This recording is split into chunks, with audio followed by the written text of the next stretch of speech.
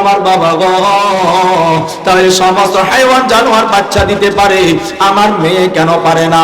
সমস্ত হাইওয়ান জানোয়ার বাচ্চা দিতে পারে, আমার বোনে কেন পারে না? আমার মায় তো ঠিকই পারছিল, আমার ফুফু তো ঠিকই পারছিল, আমার খালাই তো ঠিকই পারছিল, আমার দাদিও তো পারছিল, আমার নানিও তো পারছিল। আমার নানির সিজার করা লাগে নাই, আমার মারে করা লাগে নাই, আমার খালারে করা লাগে নাই, আমার কবিরে করা লাগে নাই, আমার দাদিরে করা লাগে নাই। তবে আমারে কেন করা লাগে? কারণ আমার মা ছিল আল্লাহর নাফরমান ছিল না। আমার মায়ের যুগ ছিল সোনালী যুগ, আমার নানির যুগ ছিল সোনালী যুগ, আমার দাদির যুগ ছিল সোনালী যুগ। ওই যুগের মহিলারা এই যুগের মহিলাদের মতো এত ইতর আর বদমাশ ছিল না। কথা বলেন ঠিক না বেঠিক? বর্তমান যুগের মেয়েরা হইল ইতর আর বদমাশের আড্ডি।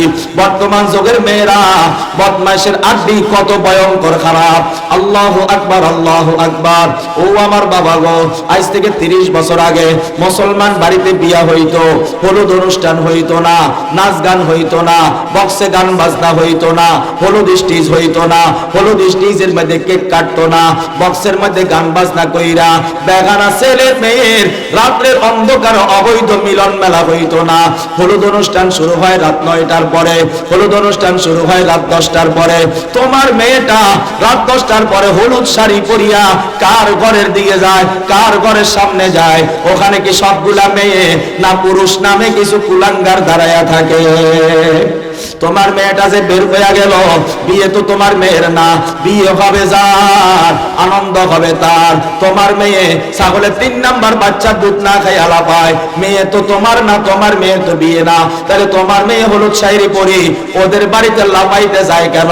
তবে কি সে ছাগলের 3 নাম্বার বাচ্চা নি? যদি ছাগলের 3 নাম্বার বাচ্চা হয় আমাদের বলার কিছু নাই।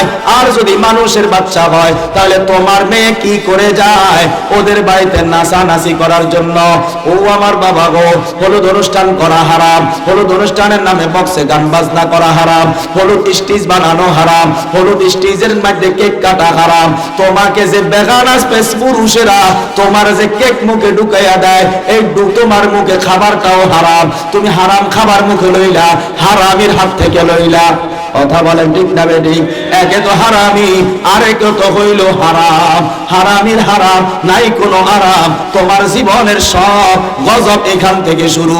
আজকে রাত্রে তুমি পাপের কাজ করলা, সারা রাত বক্সের মধ্যে গান বাজনা কইরা, সারা রাত আল্লাহরে বেজার কইরা, আল্লাহরে কষ্ট দিয়া, আমার নবীরে কষ্ট দিয়া, ফেরেশতাদেরকে কষ্ট দিয়া, ওলামায়ে উম্মতকে কষ্ট দিয়া, ধর্মের 12টা বাজাইয়া, ইসলামের ক্ষতি কইরা, পরের দিন সকালবেলা তুমি গোসল কইরা বধূ সাজিয়া থাকবা, তোমারে দুলা নেওয়ার জন্য আসবে। ও কিন্তু ভালো না, ও হবে তোমার মতো বাটপার। বিশ্বাস না হয় কোরআন শরীফ খোলেন, হাফিজি কোরআন শরীফ 18 নম্বর পারার 11 নম্বর পৃষ্ঠার শেষে 3 লাইন আমার রব বলেন, আল খাবিসাতু লিল খাবিসিনা ওয়াল খাবিসুনা লিল খাবিসাত ওয়াত-তাইয়্যিবাতু লিত-তাইয়্যিবিনা ওয়াত-তাইয়্যিবুনা লিত-তাইয়্যিবাত।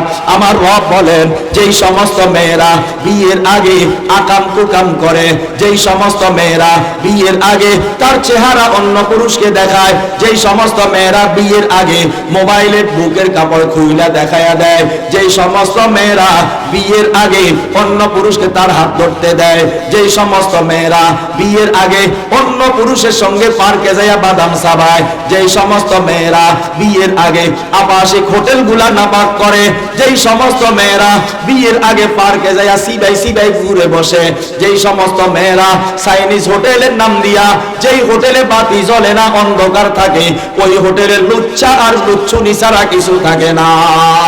ওই সমস্ত ওই চাইনিজ হোটেলগুলার মধ্যে যাইয়া আপনার মেয়েটা তো কুত্তি সাজিয়ে আসছে, এইটা তো আর মানুষ রয় নাই, মানুষ রয় নাই। আপনার মেয়েটা তার শরীরটারে নাপাক বানায়া পালাইছে, আত্মাটারে নাপাক বানায়া পালাইছে, দেমাগটারে নাপাক বানায়া পালাইছে, স্বামীর আমানত খেয়ানত করে পালাইছে। আল্লাহ বলেন, যেই মেয়েটা বিয়ের আগে তার সব আমানত খেয়ানত কইরা পালাইছে, এই খেয়ানত করনেওয়ালা মেয়েকে আমি আমানতদার ছেলের কাছে বিয়ে হইতে দিব না। আল্লাহ বলেন, তুই হইলি খবিস আর মেয়েটা হইল খবিসা, আল খবিসাতু লিল খবিসিনা। আল্লাহ বলেন, এই রকম মেয়ে হইল খবিস, এরকম ছেলে হইল খবিস, যেই ছেলেটা বিয়ের আগে অনেকগুলা মেয়ের সাথে টাঙ্কি মারা শেষ, যেই ছেলেটা বিয়ের আগে অনেক মেয়ের লগে পার্কে দেখা করা শেষ, যেই ছেলেটা বিয়ের আগে অনেক মেয়েকে মোবাইলে উলঙ্গ করে দেখা শেষ, এই ছেলেটা হইল খবিস, এই মেয়েটা হইল খবিস। এই দুই খবিসের বিবাহ একসাথে হবে। আল্লাহ বলে নেককার ছেলের সঙ্গে বদকার মেয়ের বিয়ে হবে না, বদকার মেয়ের সঙ্গে নেককার ছেলের বিয়ে হবে না। দুই খবিসরা আমি আল্লাহ এক করে দিব। এই দুই খবিস থেকে আরো কতগুলা খবিস বের হয়ে আসবে।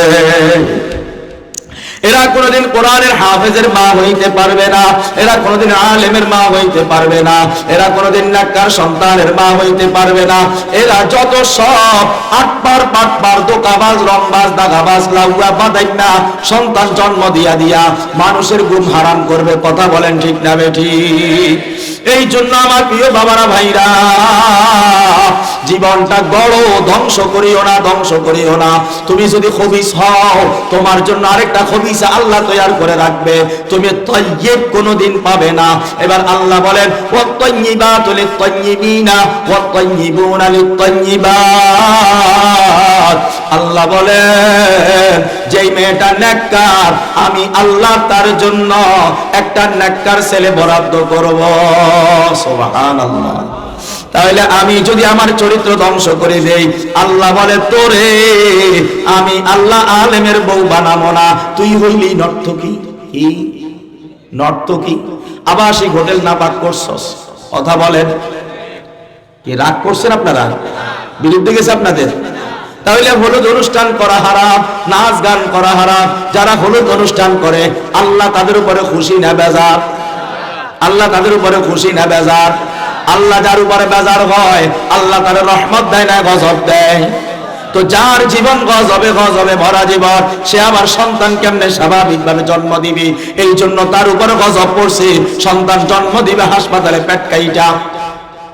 কথা বলেন।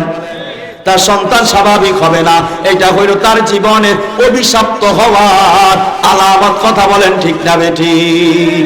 এখন আপনি হয়তো বলতে পারেন হুজুর গো এটা হইলো প্রাকৃতিক নিয়ম, এটা এখন সবারই হয়, অধিকাংশ জায়গায় হয়, মাইনা নিলাম আপনারটা প্রাকৃতিক নিয়ম, দড়ি নিলাম সিজার হওয়াটা প্রাকৃতিক নিয়ম। তাহলে এবার আমার এটার জবাব দেন, কুত্তা যদি তার 3টা 4টা বাচ্চারা দুধ পান করাইতে পারে, গরু যদি তার বাচ্চারা দুধ পান করাইতে পারে, ছাগলে যদি তার বাচ্চারা দুধ পান করাইতে পারে, বিড়ালে যদি তার বাচ্চারা দুধ পান করাইতে পারে, হরিণে যদি তার বাচ্চারা দুধ পান করাইতে পারে, তাহলে বিড়াল বড় না মানুষ বড়?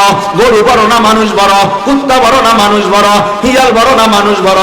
হাইওয়ান জানোয়ার বড় না মানুষ বড়? যদি মানুষ বড় হয় তাহলে তোর পর কোন খোদার গজব নাজিল হইছে? কুত্তা তার বাচ্চারা দুধ পান করাইতে পারে, তুই আমার ঘরে এমন কোন মেয়ে জন্ম নিলি তুই তোর বাচ্চারে কেন দুধ পান করাইতে পারো না? 2 মাস পরে দুধ গেল কোথায়? কথার জবাব দেন। আগেরটা প্রাকৃতিক নিয়ম, তবে এটা কি? কথা কয় না। কম তো ঘরে ঘরে সিজারিয়ান, আবার কর্নার কি আছে? তো মানলাম এটা প্রাকৃতিক, এটা কি? হ্যাঁ, ছোটবেলায় আমরা যখন ছোট ছিলাম তখন একটা গজল হয়তো আমিও শুনছি, আপনারাও শুনছেন। মায়ের একে ফোঁটা দুধের দাম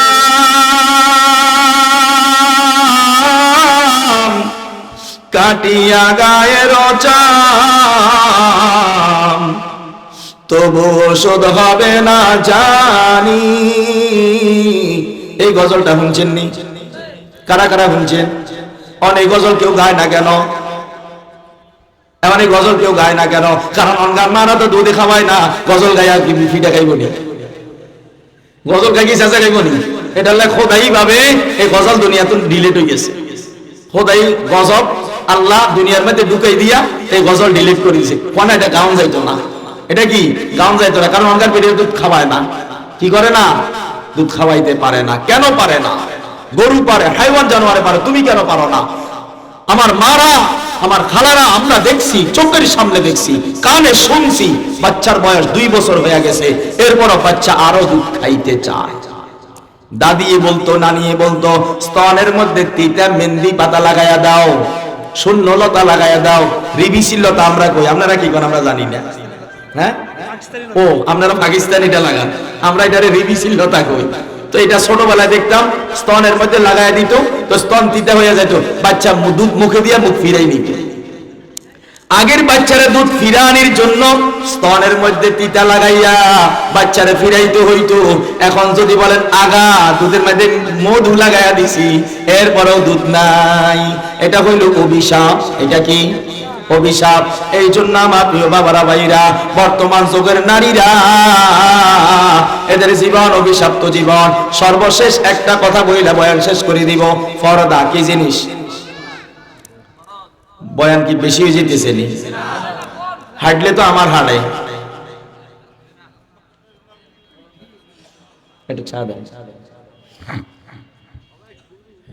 পর্দা কি?